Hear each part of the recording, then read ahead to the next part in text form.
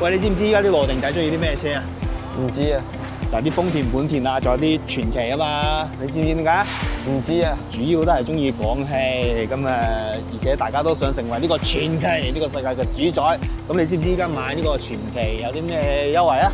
唔知啊，咪一問三不知，你真係，唉，跟我講嘢。哇，我問到啦，好似呢一架燃油版嘅最新 GS8咁啦，2.0T8 AT 5座兩驅㗎，雖然係最低配啊，但係佢呢個價格咧都係159800咁啦。但係喎，佢有呢一個補貼喎，廠家嘅限時補貼有15000，咁啊支援補貼禮又有15000，真係3皮嘢啦。咁啊再加埋仲可以抽獎，最高咧就可以抽6888嘅，咁啊跟住咧你又可以睇到，如果你再搏一搏單車變摩托嘅話咧，嗱唔知道你搏唔搏得中啊？因為未必有㗎，咁就好似區保有3000蚊，咁啊報廢嘅國保又有15000，咁啊18000啦，咁啊真係茄哩夸啦冚唪唥加埋咧，咁你可能有成差唔多5萬幾蚊嘅補貼㗎，咁啊加埋保險落地，我應該係11萬多啲嘅啫。嗱，你先睇佢呢個外觀啦，咁嘅價格可以俾到4條20寸嘅米其林 PS4 嘅輪胎你，咁啊真係好抵玩啦，而且加上呢一個大鈴啦，個鈴嘅造型咧都幾好睇嘅，加埋呢一個外觀咧睇起身咧都好 man 嘅。嗰時候佢啱啱推出市場嗰時候咧，我都幾中意呢個造型，我想買一架俾我老豆嘅嗰時候，但係可惜冇錢啊。咁啊睇下11萬多啲嘅車可以有啲咩配置咯喎，嚟咯喎。咁咧依家個價格咧又唔係咁講啦，平咗好多啦咁啊，但係個配置咧睇起身咧就冇點減嘅。咁啊，你睇個咁大個 mon 咁啊，標配都係815嘅芯片㗎啦。就算最齋雞嘅齋雞版啊，呢一個齋雞版都係815嘅芯片嘅。咁啊，睇下佢呢一個815嘅芯片。咁啊，摸下個地圖咧都順暢嘅，都算還好啊。跟住咁啊，竟然咧仲有呢一個 L2 級嘅輔助駕駛，咁啊都係標配㗎啦。咁啊，個車機嘅功能咧唔係特別多嘅，咁啊，但係基本上都實用嘅，夠用嘅。例如好似呢啲540啊，係啊，有透明底盤啦，有廣角添。咁跟住咧仲有連續語音啊，比如話你嗌佢打開窗啊、播音樂啊、導航啊都 OK 嘅，冇問題嘅啊。咁但係用料都好實在啊，有一個好大個放手機嘅地方，但係就冇無線充啦。咁佢有一個好處喎，咁啊，即係喺個擋把嘅下面咧，仲可以做一個鏤空嘅儲物空間啦。咁啊，油車嚟講啊，都算難得㗎啦。而且成架車嘅呢個儲物空間咧都好大。扶手箱，咁佢呢個扶手箱個深度又唔算太深喎，得20公分嘅深度啊，即係油車嚟講咧，佢都算唔夠深㗎啦。不過佢嘅開口好大，28咁乜大。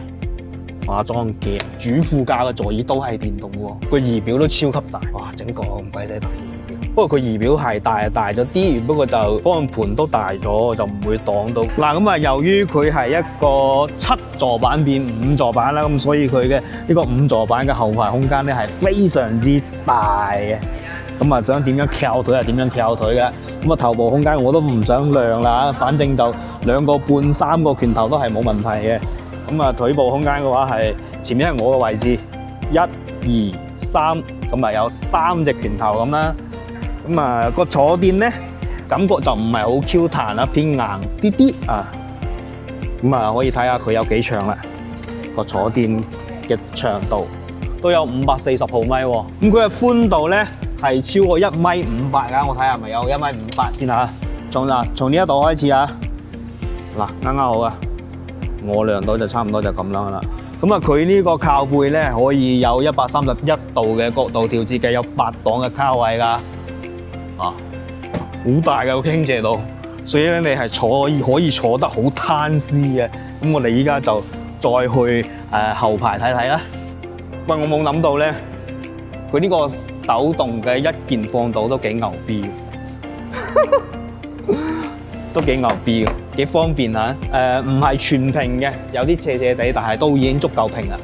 喂，你老味補貼咁多，仲有電動尾門，冇搞錯啊！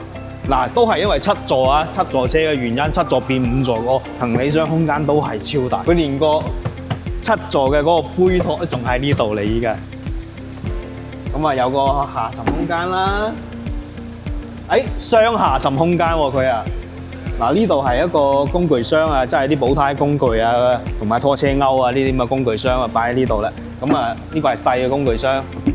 咁啊呢度有個大嘅工具箱，咁啊又真係油車有呢個好處咯，充分利用空間可以。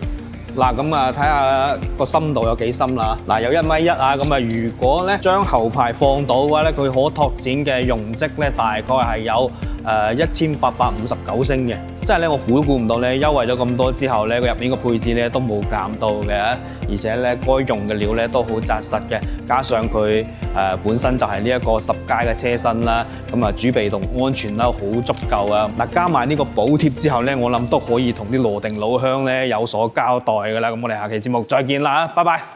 好多謝睇到呢度嘅朋友，如果中意阿宏嘅話，記得點關注，下期更精彩。